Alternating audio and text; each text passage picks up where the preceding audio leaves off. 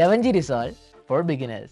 നിങ്ങൾക്ക് ഇതാണ്ട് ഇതേപോലുള്ളൊരു ആരോ ആനിമേഷൻ വേണോ? ഇത് നിങ്ങൾക്ക് വളരെ ഈസി ആയിട്ട് തന്നെ ഡവഞ്ചി റിസോൾവിൻ്റെ ഫ്യൂഷൻ ബോയ് ഉപയോഗിച്ചിട്ട് ചെയ്യാവുന്നതാണ്. സോ ഇതിനായിട്ട് നിങ്ങൾ ഏത് ക്ലിപ്പിലാണോ ഈ ആരോ ആനിമേഷൻ വേണ്ടത്, ആ ക്ലിപ്പിന് ഇതുപോലെ സെലക്ട് ചെയ്ത് നമ്മൾ പ്ലേ ഹെഡ് ആ ക്ലിപ്പിൽ തന്നെയാണോ ശ്രദ്ധിക്കുക. സോ ഇനി നിങ്ങൾ നേരെ ഫ്യൂഷൻ പേജ് ഓപ്പൺ ആക്കിയിട്ട് നമ്മൾ എഫക്റ്റ് ടാബ് ഓപ്പൺ ആക്കി ഇവിടെ സെർച്ച് ടൂൾ ഉപയോഗിച്ച് പെയിൻറ്റ് എന്ന് സെർച്ച് ചെയ്യുക. നമ്മൾ പെയിൻറ്റ് എന്ന് പറഞ്ഞൊരു എഫക്റ്റാണ് ഉപയോഗിക്കുന്നത്. സോ ഉണ്ടോ, ഈ എഫക്റ്റിന് ക്ലിക്ക് ചെയ്യുമ്പോൾ തന്നെ നമുക്ക് ഓൾറെഡി ഇവിടെ നമ്മൾ നോഡിൽ ആഡ് ആവുന്നതായിരിക്കും. സോ ഇനി നിങ്ങൾ അങ്ങനെ ആഡ് ആയിട്ടില്ലെങ്കിൽ ഇത് നമുക്ക് ഇങ്ങനെ മാനുവലി അറ്റാച്ച് ആക്കാവുന്നതാണ്. ഇതിന് ശേഷം നിങ്ങൾ ആ നോഡ് സെലക്ട് ചെയ്ത് ഞാൻ ഇവിടെ എൻ്റെ എഫക്റ്റ് ആവുന്ന ഓഫ് ആക്കുവാണ്.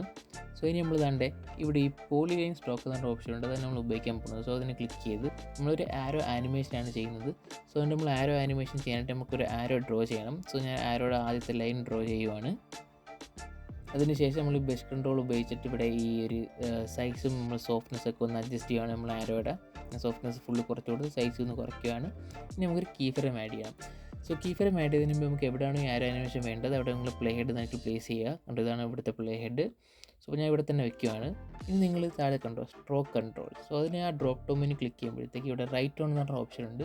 സോ അപ്പോൾ നമ്മളൊരു കീ ഫ്രെയിം ആഡ് ചെയ്തിട്ട് ഈ റൈറ്റ് ഓൺ ഫുള്ള് നമ്മളൊന്ന് റെഡ്യൂസ് ചെയ്ത് കൊടുക്കുകയാണ്. കണ്ടോ, ഈ ഓപ്ഷൻ പിടിച്ച് ഇങ്ങനെ ഡ്രാഗ് ചെയ്യുമ്പോഴത്തേക്ക് ഫുള്ളി റെഡ്യൂസ് ആകുമ്പോൾ നമുക്കൊരു ആരോ വിസിബിൾ അല്ല.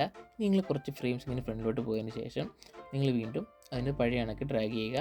ഇപ്പോൾ കണ്ടോ, നമ്മൾ ആരോയുടെ ഫസ്റ്റ് പാർട്ട് കഴിഞ്ഞിരിക്കുന്നു. സോ ഇനി നമ്മൾ ആരോയുടെ അടുത്ത പാർട്ട് ഡ്രോ ചെയ്യുകയാണ്. സോ അതിന് വീണ്ടും ആ ഓപ്ഷൻ സെലക്ട് ചെയ്തിട്ട് ഈ പോളിലൈൻ സ്ട്രോക്ക് എന്ന് പറഞ്ഞ ഓപ്ഷൻ സെലക്ട് ചെയ്തിട്ട് നമ്മൾ അടുത്ത പാർട്ട് ഡ്രോ ചെയ്ത് കൊടുക്കുക. നമ്മൾ ആരോ പോയിൻ്റാണ്.